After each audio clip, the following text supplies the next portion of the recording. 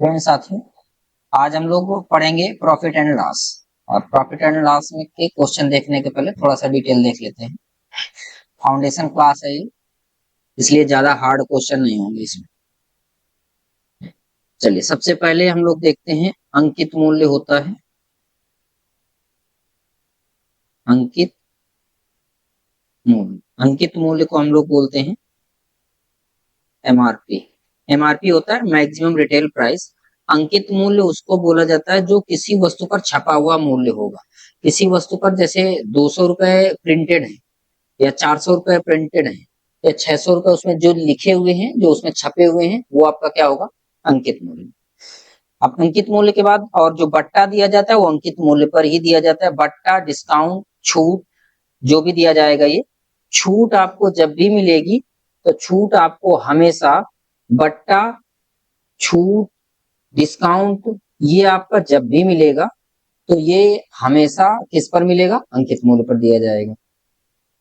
तो आप छूट पालें, छूट कहें या बट्टा बोलें या डिस्काउंट बोल दें, ये सारा का सारा अंकित मूल्य पर ही दिया जाता है। इसके बाद अगली बात आती है विक्रय मूल्य की। किसकी बात आती है? विक्रय मूल्य की। तो जो विक्रय मूल्य होता है, विक्रय मूल्य, इसको हम लोग बोलते हैं सेलिंग प्राइस, शॉर्टकट में एसपी बोल दिया जाता है। डिस्काउंट आप छूट को बोलते हो शॉर्टकट में डी बोलते हो, और एमआरपी बोलते हो या एमपी बोलते हो किसको? अंकित मूल्य को। विक्रय मूल्य शॉर्टकट में क्या बोला जाता है? एसपी बोला जाता है। एसपी का फुल फॉर्म होता है सेलिंग प्राइस। और विक्रय मूल्य, विक्रय मूल्य जो होता है जिस पर कोई वस्तु बेची जाए, जिस मूल्य पर कोई वस्तु बेची जाए वह विक्रय मूल्य होता है। क्रय मूल्य किसे कहते हैं? क्रय मूल्य, क्रय मूल्य वो होता है, इसको शॉर्टकट में सीपी बोला जाता है। जिस मूल्य पर कोई वस्तु खरीदी जाए, जिस मूल्य पर कोई वस्तु खरीदी जाए उसको क्या बोला जाता है? क्रय मूल्य। अब आता है लाभ, जिसको हम लोग क्या बोलते हैं? प्रॉफिट। प्रॉफिट, लाभ हमेशा किस पर दिया जाता है? क्रय मूल्य पर। आता है हानि, हानि या लॉस, इसको शॉर्टकट में एल बोल दिया जाता है। हानि हमेशा किस पर दी जाती है?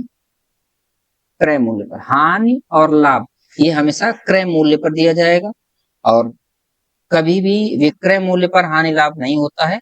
कुछ सवाल बनते हैं जहां पर अगर विक्रय मूल्य पर हानि या लाभ हो रहा है तो वहां बताया जाएगा कि विक्रय मूल्य पर हानि या लाभ हो रहा है। इतनी बात समझ आ गई होगी। तो इनकी डिफिनेशन आप अच्छे से तैयार कर लेना। अगर तैयार कर लोगे तो ही आप आगे सवाल हल कर पाओगे, अन्यथा आप हल नहीं कर पाओगे। और हमने बता दिया है, आप वीडियो पॉज करके पूरी परिभाषा लिख लीजिएगा। अब क्रय मूल्य को थोड़ा सा और डिटेल में समझ लेंगे। जैसे हम कोई फैन खरीद के लाए, कोई पंखा खरीद के लाए, तो पंखा खरीदने के बाद अगर दुकान से हम पंखा 1500 रुपए का लेकर आए और उसमें हम दुकान से लेकर आए, दुकान से अपने घर तक लाए, तो 100 रुपए उसमें किराया देना पड़ा। तो 100 रुपए ये हो गया। 1500 रुपए खरीदा था और हमने एक मिस्त्री बुलवाया और उससे हमने पंखा अपने यहाँ लगवाया, पंखा लगवाया हमने, 100 रुपए मिस्त्री को देना पड़ा। अब पंखा लगकर तैयार हुआ तो जो क्रय मूल्य टोटल बन गया वो कितना हो जाएगा? 1700। तो कभी ये मत सोचना कि जो खरीदा जाए वही क्रय मूल्य होता है। कुछ सवालों में आपको ऐसे भी क्वेश्चन मिलेंगे कि जितने पर आप खरीद के लाए हो उसके बाद लगवाया है और जो भाड़ा वाड़ा दिया है, ये सारा मूल्य मिलाकर क्रय मूल्य ही बनता है। समझ गए? चलिए, अब हम लोग क्वेश्चन की ओर चलते हैं।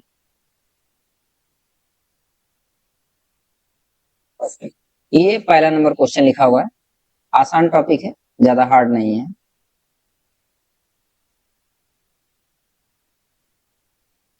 चलिए देखिएगा, पहला नंबर क्वेश्चन है, क्या दे रखा है?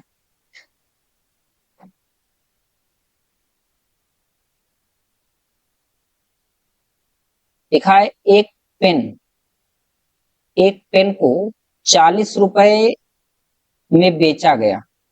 विक्रेता को 9 रुपए की, एक पेन को 40 रुपए में बेचा गया, विक्रेता को 9 रुपए का लाभ हुआ। इसका मतलब बेचा कितने का गया है, बेचा गया है 40 रुपए का, विक्रेता को 9 रुपए का लाभ हुआ, प्रॉफिट कितने का हुआ है, 9 रुपए का। तो आपसे बोला जा रहा है उस पेन का क्रय मूल्य क्या है, क्या बोला गया, उस पेन का क्रय मूल्य क्या है। तो आपको पता है अगर आप किसी चीज को 40 रुपए में आपने बेचा है और 9 रुपए का आपने फायदा कमाया है, इसका मतलब क्या हुआ, आपने खरीदा कितने का था, जितने का खरीदा था वही तो क्रय मूल्य बना होगा। भाई 40 रुपए का आपने बेच दिया और 9 रुपए आपने फायदा कमा लिया, तो आपने कितने का खरीदा होगा, 31 रुपए का। 31 का खरीदोगे और 40 का बेचोगे तभी तो आपको 9 रुपए का फायदा होगा। तो हमारा क्रय मूल्य कितना आ गया, 31 रुपए। अगला सवाल देखिए, सवाल नंबर दूसरा, ऑप्शन नंबर पहला सही है। एक पेन को एक क्वेश्चन लिखा हो, एक पेन को 654 रुपए में बेचा गया तथा विक्रेता को 54 रुपए का लाभ हुआ। 654 रुपए में बेचा गया मतलब विक्रय मूल्य कितना आया है, 654 रुपए, और लाभ कितने का हुआ है, लाभ हुआ है 54 रुपए का। आपसे बोला गया है क्रय मूल्य बताओ, क्या बताना है, क्रय मूल्य। क्रय मूल्य निकालने के लिए आप क्या करोगे, आपको पता है 54 रुपए का लाभ हुआ, 654 का बेचा, इसका मतलब क्रय मूल्य अगर निकालना है तो 54 का लाभ हुआ है ना, तो लाभ अगर हटा दे तो केवल क्रय मूल्य निकल आएगा। तो विक्रय मूल्य माइनस प्रॉफिट, ये क्रय मूल्य बनता है। अगर आपको नहीं आता है, छोटी छोटी चीजें हैं, फार्मूला बनाकर लिख लो, क्रय मूल्य बराबर विक्रय मूल्य माइनस प्रॉफिट। अच्छा, क्रय मूल्य निकालना है, क्रय मूल्य बराबर विक्रय मूल्य प्लस लॉस, क्लियर है, तो ये क्रय मूल्य बन जाएगा। अगर आपको नहीं आता तो ये फार्मूला बनाकर नोट कर लीजिए और इन्हीं को लगाइएगा, आसानी से हल हो जाएंगे सब।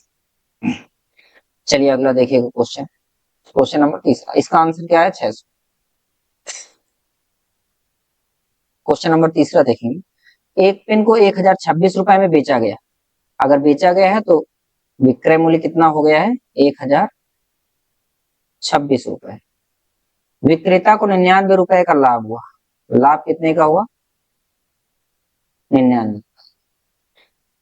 उस पेन का क्रय मूल्य क्या था, क्रय मूल्य पूछा गया तो क्रय मूल्य निकालना है, तो आपको पता है 99 का लाभ हुआ है।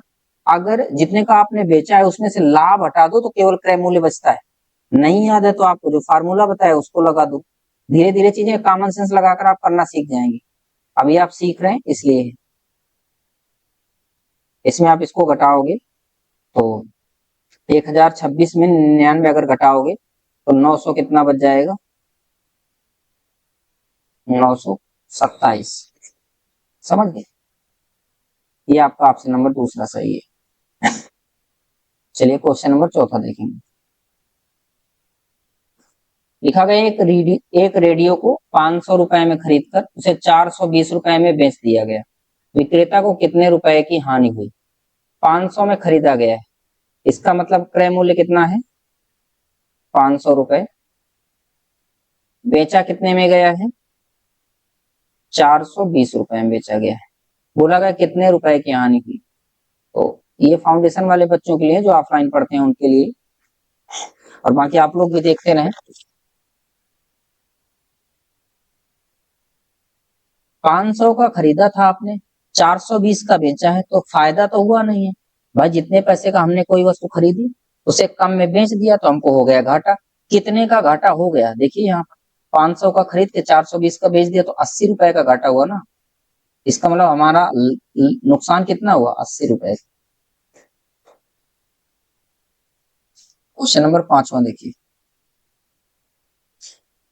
एक रेडियो को 700 रुपए में खरीदकर उसे 300 रुपए में बेच दिया गया, खरीदा कितने का गया है, खरीदा गया तो क्रय मूल्य होगा 700 रुपए, बेचा कितने का गया है, 300 रुपए का। तो सोचो कितना ज्यादा नुकसान हो रहा है भाई। 300 रुपए का आप रेडियो खरीद के लाए हो, सॉरी 700 रुपए का खरीद के लाए हो, 300 रुपए का आपने बेच दिया, तो कितने रुपए का नुकसान हो गया, 400 रुपए। यही आपसे पूछा था कि हानि कितने रुपए की हुई है, हानि मतलब नुकसान ही होता है। क्वेश्चन नंबर 6वां देखिएगा, एक रेडियो को 700 रुपए में खरीदकर उसे 625 रुपए में बेच दिया गया, कितने रुपए की हानि हुई? 700 में खरीदा गया, इसका मतलब है कि जो क्रय मूल्य है आपको कितना है? 700 रुपए। और बेचा कितने का गया है? बेच दिया गया, मतलब विक्रय मूल्य बन गया। विक्रय मूल्य कितना है? 625 रुपए। हानि पूछा है तो 700 का कोई चीज खरीदे हो, 625 का बेचे हो, कितने रुपए की हानि हुई है?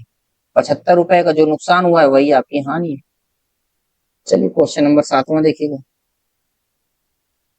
एक रेडियो 45 रुपए में खरीदकर उसे 54 रुपए में बेच दिया गया, विक्रेता को कितने रुपए का लाभ हुआ? खरीदा कितने का गया था? खरीदा गया था 45 का। बेचा कितने का गया है? बेचा गया है 54 का। तो आप एक चीज देख रहे हैं, खरीदा गया 45 का, बेचा गया 54 का, कितने रुपए का लाभ हुआ? 9 रुपए का। फायदा जो हो रहा है वही लाभ। ये आंसर अपना ऑप्शन में मैच करते रहिए। क्वेश्चन नंबर 8वां देखिएगा। लिखा गया एक रेडियो 230 रुपए में खरीदकर, कितने का खरीदा गया? 230 रुपए में खरीदकर 765 रुपए में बेच दिया गया, बेचा कितने का गया है? 765 रुपए का बेच दिया गया। कितने रुपए का फायदा हो गया? ये 765 में 230 घटा दीजिएगा, 5 3 और 5 535 रुपए का आपका क्या हुआ है? ये आपका लाभ हुआ है। क्वेश्चन नंबर, ऑप्शन नंबर दूसरा है। क्वेश्चन नंबर 9 देखिए। लिखा गया एक विक्रेता एक वस्तु 500 रुपए में खरीदकर 525 रुपए में बेची गई, खरीदा कितने का गया? 500 रुपए का। बेचा कितने का गया? 525 रुपए का। कितने प्रतिशत का लाभ हुआ? यहाँ कितने का लाभ दिखाई दे रहा? अच्छा, यहाँ परसेंट में पूछ लिया। अब ये पॉइंट देखो, अभी तक एक टाइप के सवाल चल रहे थे, परसेंट आ गया। तो 500 का खरीदा था, 525 का बेचा, तो कितने का लाभ हुआ है? दिख रहा है हमको 25 का। परसेंट में पूछा तो कितने? अब हानि लाभ हमेशा क्रय मूल्य में होता है। क्रय मूल्य आपका 500 है तो बटे में हम वही लिखेंगे, 500 गुणा 100 करेंगे। क्यों करेंगे? क्योंकि आपसे क्या बोला गया? प्रतिशत में बताना है। 2 जीरो से 2 जीरो काट देंगे, 5 से काटेंगे 5 पंच 25, तो आंसर कितना आ जाएगा? 5%। ये आपका ऑप्शन नंबर 5। चलिए देखिएगा क्वेश्चन नंबर 10। लिखा गया है एक विक्रेता एक वस्तु को 400 में खरीदकर 500 में बेचता है, इसका मतलब है क्रय मूल्य कितना है? 400, विक्रय मूल्य कितना है? 500। 400 में खरीदकर 500 का बेचता है, कितने का लाभ हुआ ये पूछा गया, कितने प्रतिशत का लाभ हुआ? यहाँ कितने का लाभ हो रहा है? 100 का। कितने में लाभ हो रहा है? हानि लाभ हमेशा क्रय मूल्य पर होता है, इंटू 100। 0 से 0 काटेंगे, 4 से काटेंगे 25 बार, तो आंसर कितना आ जाएगा? 25%। ये आपका आंसर है। अगला सवाल देखिएगा, क्वेश्चन नंबर 11। एक विक्रेता एक वस्तु 400 रुपए में खरीदकर 300 रुपए में बेचता है, तो क्रय मूल्य आप एक तरफ लिख लें, विक्रय मूल्य आप एक तरफ लिख लें। क्रय मूल्य कितना है? खरीदा गया मूल्य कितना है? 400 रुपए। कितने रुपए में बेचा है? 300 रुपए में। कितने प्रतिशत की हानि हुई है? प्रतिशत में पूछ रहा है उत्तर, तो यहाँ पर कितने की हानि हो रही है? 100 की।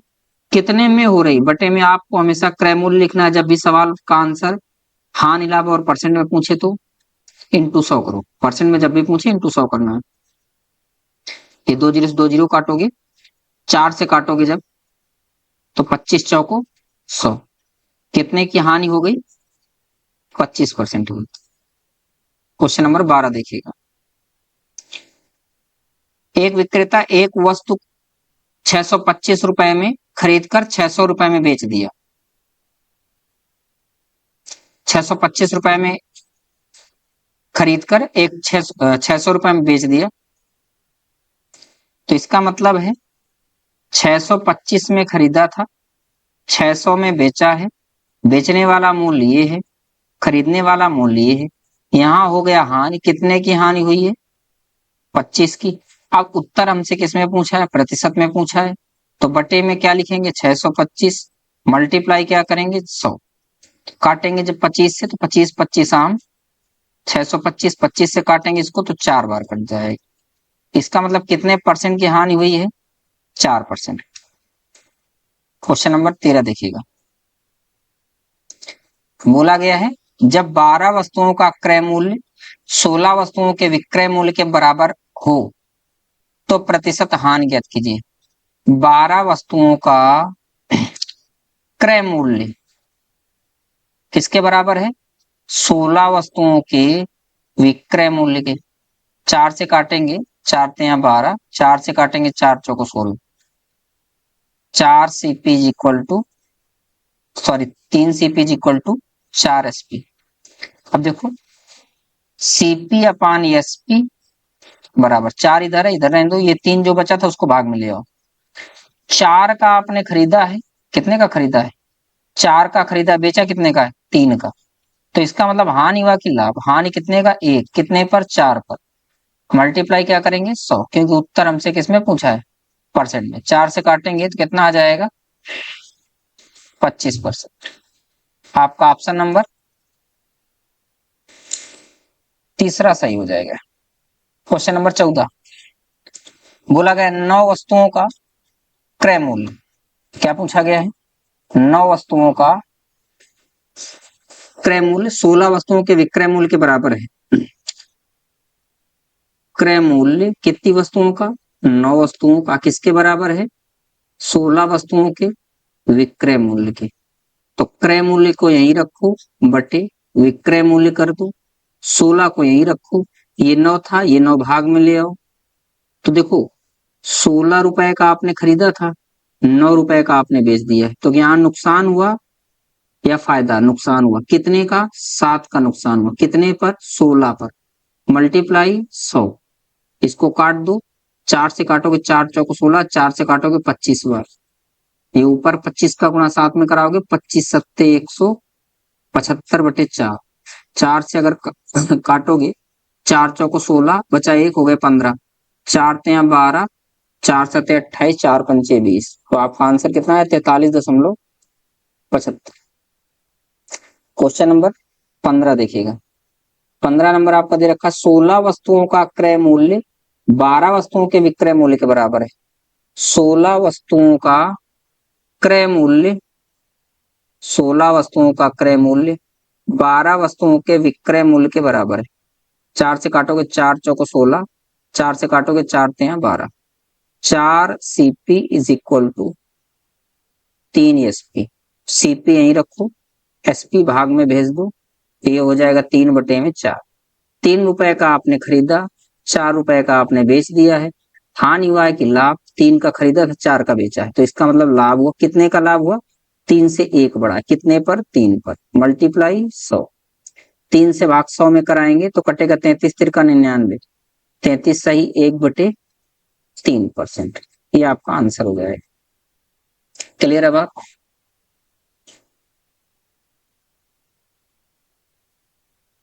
चलिए इसके बाद अगली क्लास में पढ़ेंगे हम लोग